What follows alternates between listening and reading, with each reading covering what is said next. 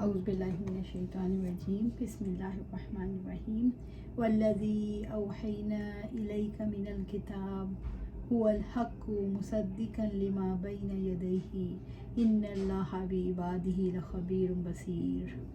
سورۃ فاطر آیت 31۔ اور ہم نے آپ کو کتاب میں سے جو وحی کی ہے وہ حق ہے اور اپنے سے پہلے کتابوں کی تصدیق کرنے والی ہے۔ بلا شبہ اللہ تعالیٰ اپنے بندوں کی یقیناً پوری خبر رکھنے والا، سب کچھ دیکھنے والا ہے۔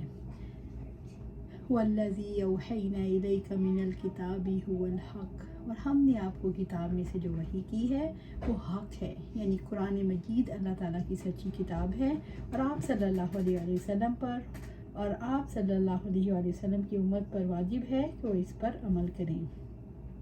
الحق حق ہے کیونکہ وہ جن امور پر مشتمل ہے وہ حق ہیں اور اس نے حق کے تمام اصولوں کا احاطہ کر رکھا ہے۔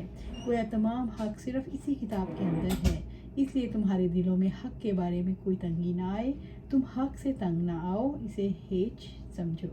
جب یہ کتاب حق ہے تو اس سے لازم آتا ہے کہ تمام مسائل الہیہ اور امور غیبیہ جن پر یہ کتاب دلالت کرتی ہے واقع ہوں، لہٰذا یہ جائز نہیں کہ اس سے کوئی ایسی مراد لی جائے جو اس کے ظاہر اور اس چیز کے خلاف ہو جس پر اس کا ظاہر دلالت کرتا ہو۔ مصدقا لما بین یدیہ، اور اپنے سے پہلے کتابوں کی تصدیق کرنے والی ہے، یعنی پہلی کتابوں تورات اور انجیل کی تصدیق کرنے والی ہے۔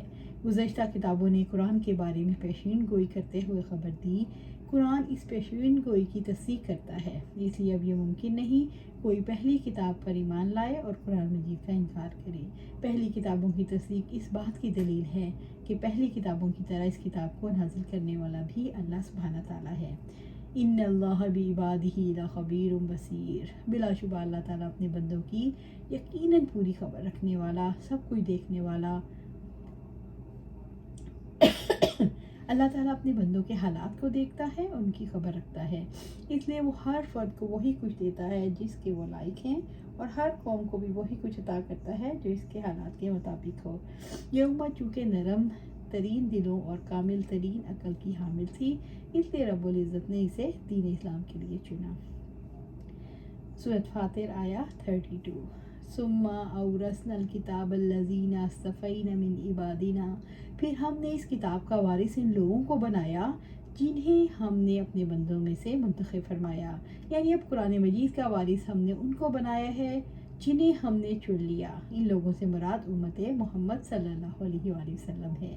فَمِنْهُمْ ظَالِمٌ لِنَفْسِهِ، چنانچہ ان میں سے کوئی اپنے نفس پر ظلم کرنے والا ہے، یعنی وہ ایسے گناہ، نافرمانی اور بے حیائی کے کام کرتے ہیں جو کفر سے کم ہیں۔ ظالم وہ ہے جو بعض واجبات کو چھوڑ دیتا ہے اور بعض حرام کاموں کا اجتناب کرتا ہے۔ وَمِنْهُمْ مُقْتَصِدٌ، اور ان میں سے کوئی میانہ رو ہے، یعنی وہ جو حرام کاموں کو چھوڑ کر صرف واجبات ادا کرتے ہیں۔ وَمِنْهُمْ سَابِقٌ بِالْخَيْرَاتِ، اور کوئی اللہ تعالیٰ کے حکم سے نیکیوں میں آگے نکل جانے والا ہے، جو ذوق اور شوق سے فرائض اور نوافل ادا کرتے ہیں اور صغیرہ اور کبیرہ گناہوں سے اجتناب کرتے ہیں۔ رب العزت نے اپنی کتاب کی وراثت کے لیے سارے لوگوں کو چن لیا۔ کتاب کی وراثت سے مراد کتاب کا علم حاصل کرنا، اس کے الفاظ کو سیکھنا، اس کے معنی کا استنباط کرنا، کتاب پر عمل کرنا، بِإِذْنِ اللہ، اور اللہ تعالیٰ کے حکم سے۔ اللہ تعالیٰ کی طرف سے سبقت کرنے والے اللہ تعالیٰ کی توفیق سے ان کاموں کے قابل ہوتے ہیں، اس لیے اپنے عمل کے بارے میں دھوکے میں نہ رہیں، اللہ کا شکر ادا کریں۔ ذَلِكَ هُوَ الْفَضْلُ الْكَبِيرُ، یہی بہت بڑا فضل ہے، اس کتاب عظیم کی وراثت بہت بڑا فضل ہے۔ جنات عدن يدخلونها يحلون فيها من أساور من ذهب ولؤلؤا ولباسهم فيها حرير، ہمیشہ کی جنتیں جن میں وہ داخل ہوں گے، ان میں انہیں سونے کے کنگن اور موتی پہنائے جائیں گے اور ان میں ان کا لباس ریشم ہوگا۔ سورۃ فاطر آیت 33۔ جنات عدن يدخلونها، ہمیشہ کی جنتیں جن میں وہ داخل ہوں گے۔ اللہ تبارک و تعالیٰ نے ان لوگوں کا اجر کا ذکر فرمایا جن کو اس نے یہ وراثت عطا کی۔ جنات عدن يدخلونها، یعنی وہ ایسے باغات ہوں گے جو درختوں، گہرے سایوں، خوبصورت پھولوں، اچھلتی ہوئی ندیوں، عالی شان محلات اور راستہ کیے ہوئے گھروں پر مشتمل ہوں گے۔ जन्नात अदनी यानी बागात इकामत है। बागात की इकामत की तरफ इजाफत की वजह ये है कि दायमी इकामत हमेशा इन बागात में रहने वालों का वस्फ है। युहल्लौना फ़ीहा मिन असाविर मिन ज़हबिन व लुअलुआ, इनमें उन्हें सोने के कंगन और मोती पहनाए जाएंगे। जन्नत अदन में रहने वालों को सोने और मोतियों के कंगन पहनाए जाएंगे जहाँ तक मोमिन के जिस्म पर वज़ू का पानी पहुँचेगा। व लिबासुहुम फ़ीहा हरीर, और उनमें उनका लिबास रेशम होगा। अहले जन्नत को बारीक और मोटा सब रेशम पहनाया जाएगा। सोने के कंगन और रेशम जन्नतियों का पहनावा होंगे। रेशम और दीबा दुनिया में मत पहनो, इसलिए जो दुनिया में इसे पहनेगा वो आखिरत में नहीं पहन सकेगा। वक़ालुल हम्दुलिल्लाहिल्लज़ी अज़हब अन्नल हज़न इन्ना रब्बना लग़फ़ूरुन शकूर, और वो कहेंगे सब तारीफ़ अल्लाह की है जिसने हमको दूर कर दिया, और बिलाशुबा हमारा रब यकीनन बेहद बख्शने वाला नहायत कदरदान है।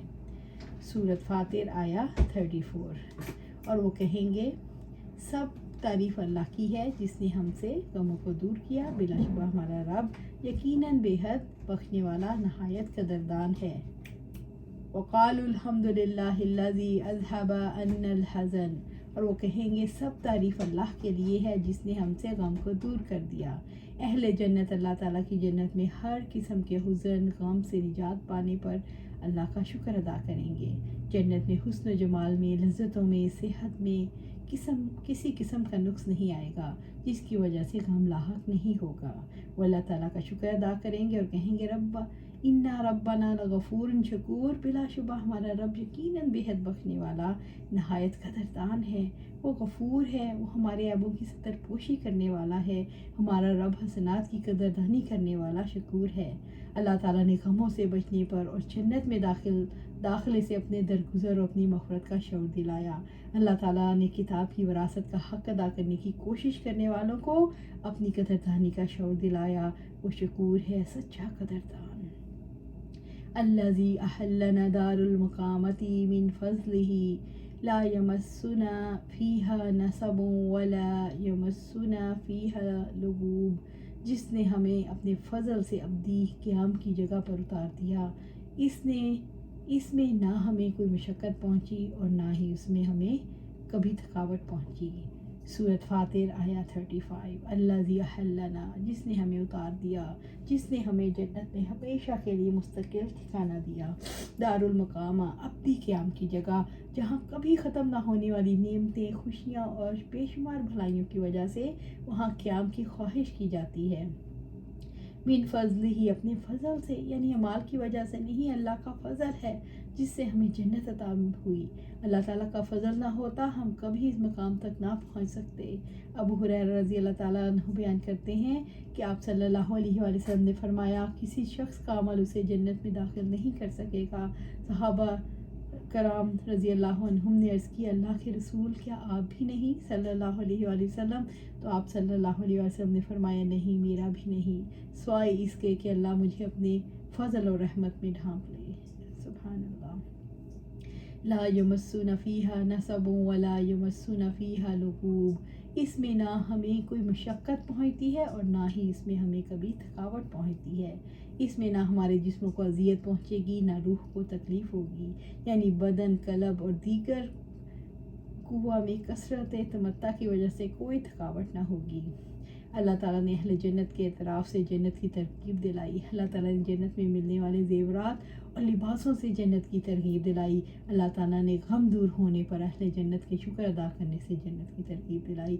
अल्लाह सुब्हाना ताला हमें भी उनमें शामिल फरमा दे जो जन्नत को हासिल कर सकें, जो जन्नत के आला मुकाम जन्नतुल फिरदौस पर पहुँच सके।